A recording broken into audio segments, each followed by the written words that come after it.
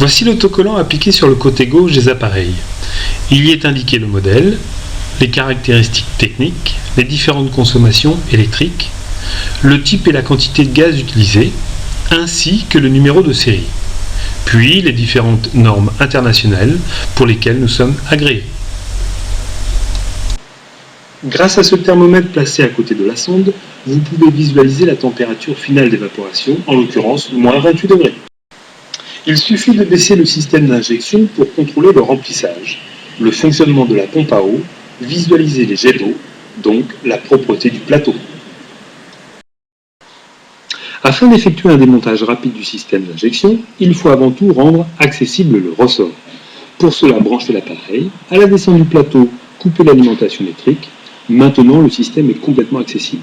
Défaire le tuyau interne de vidange, voilà qui est fait, puis desserrer les vis de fixation du plateau de récupération des eaux de vidange. Ceci étant démonté, vous pourrez voir l'encoche de débordement. Voici l'encoche. Faire pivoter le ressort pour le décrocher d'un simple rotation. Maintenant, dévisser la vis de fixation de la pipe à eau afin de la rendre souple et mobile pour éviter de la casser.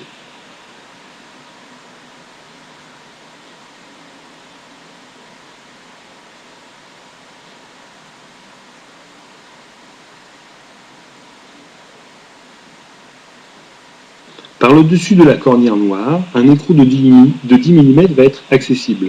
Vous pourrez le dévisser de façon à débloquer la cornière charnière. Pas d'inquiétude, cette cornière n'a aucun réglage pour le remontage. Elle est munie d'un détrompeur, d'une vis de fixation et d'un téton charnière.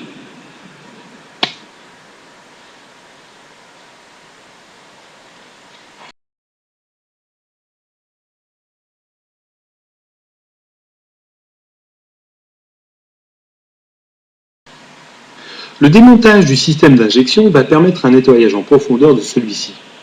L'utilisation des produits de détartrage et de désinfection se fera à l'extérieur de la machine, ce qui va énormément simplifier le rinçage.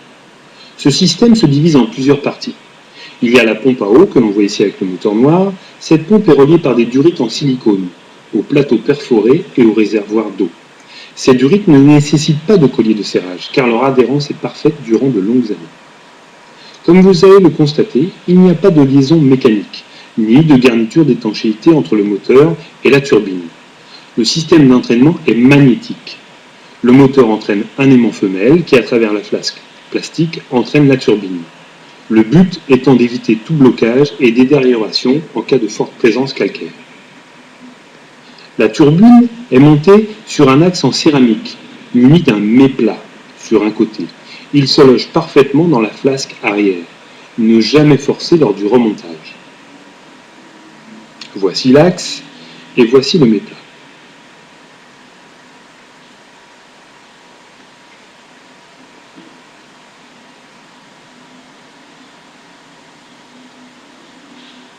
La rotation de la turbine est assurée par des paliers en graphite. Ils sont donc auto-lubrifiés et le calage final se fait par une rondelle en téflon. À mettre en place bien sûr après la turbine. Lors du remontage, positionnez la sortie de refoulement vers l'étrier de fixation, de façon à se retrouver vers le coude d'injection.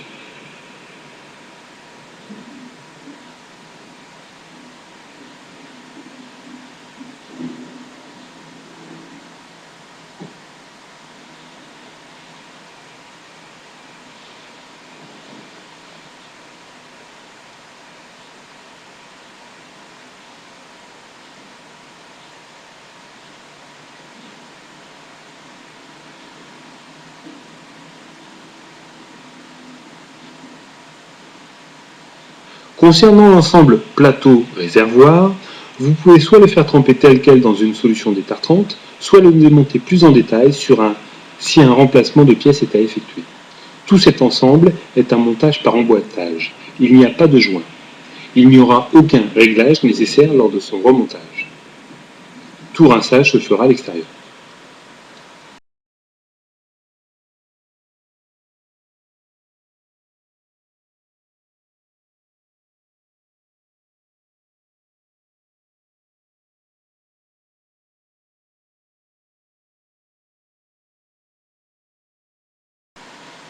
Après le détartrage et le rinçage à l'extérieur, on peut réintégrer l'ensemble sans réglage particulier.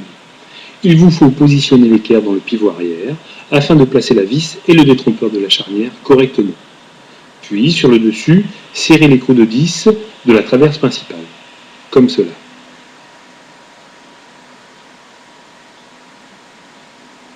Le ressort, lui, se fixe en pivotant simplement. Concernant la pipe à eau, gardez la mobilité afin de connecter le tuyau sans rien casser.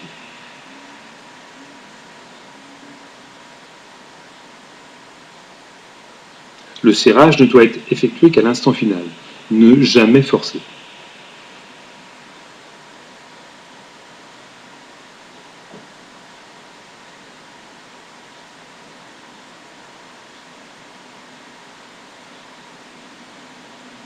Vérifiez la mobilité de l'ensemble, puis intégrez les fils.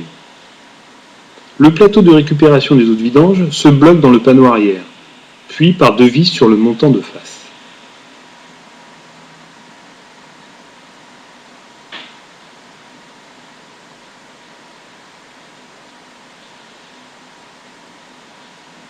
Il vous reste donc à positionner le tuyau interne de vidange.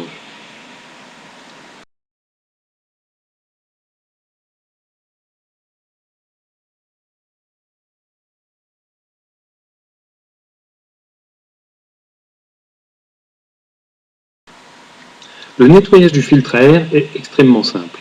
Il faut le retirer afin de le brosser,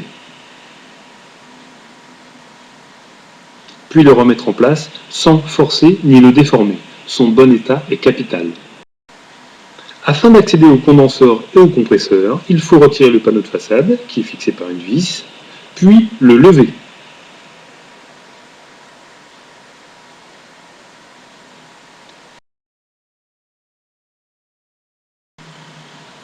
Afin d'accéder à l'évaporateur, il vous suffit d'enlever le capot supérieur, fixé par une vis centrale,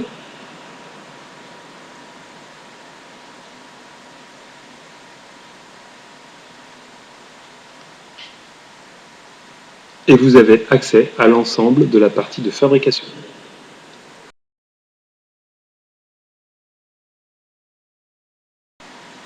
À la fin du digivrage, lorsque la température de l'évaporateur atteint les 10 degrés Celsius, mesurés par la sonde, la platine lance la remontée du bac, ainsi que la phase de remplissage. Il n'y a pas de flotteur, il n'y aura donc pas de complément d'eau durant le cycle de réfrigération. Le remplissage durera jusqu'au basculement de l'interrupteur vers la droite, qui, comme on peut le voir, ici, va être actionné par la came.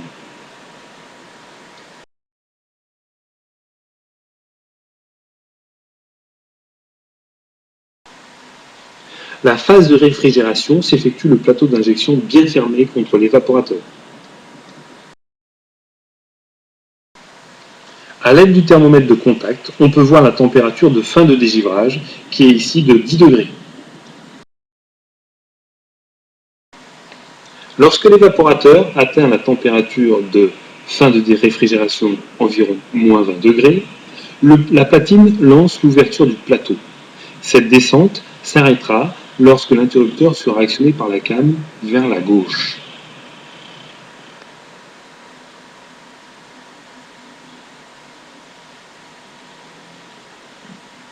Maintenant, le plateau est donc ouvert à son maximum pour permettre aux glaçons de tomber dans le bac. Pendant ce dégivrage, il y a une arrivée d'eau claire pendant 5 secondes afin d'effectuer un nettoyage rinçage. La plaque de glaçon va tomber entre 2 et 3 degrés, mais le plateau ne remontera que lorsqu'on aura 10 degrés, mesurés par la sonde au milieu de l'évaporateur.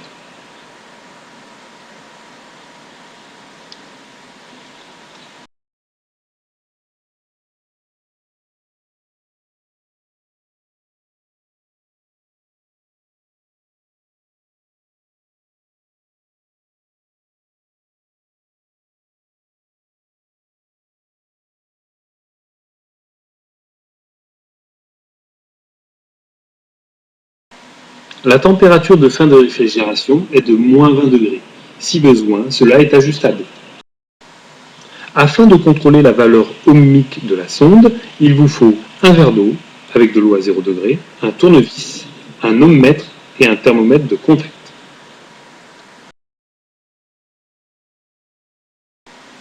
Placez le verre sous la sonde, puis dévissez le T en plastique de fixation. Il vous reste à incorporer la sonde dans le verre.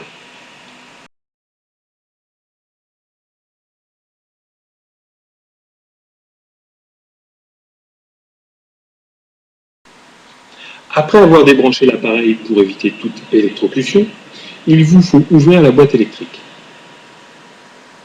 Puis déconnecter la sonde. Bloquez le connecteur de façon à avoir vos deux mains de libre. La vérification s'effectue entre les fils rouges et noirs. En fonction de la température, la résistance varie. À 0 degré, la valeur doit être environ de 5 kΩ, à plus 20 de 3 kΩ et à moins 20 de 10 kΩ. Pour bien nettoyer l'emplacement, grattez à l'aide d'un morceau de plastique et placez la pelle en dessous. Voici le type de silicone conducteur de température qu'il vous faut utiliser. Mettre tout d'abord une certaine quantité dans le thé.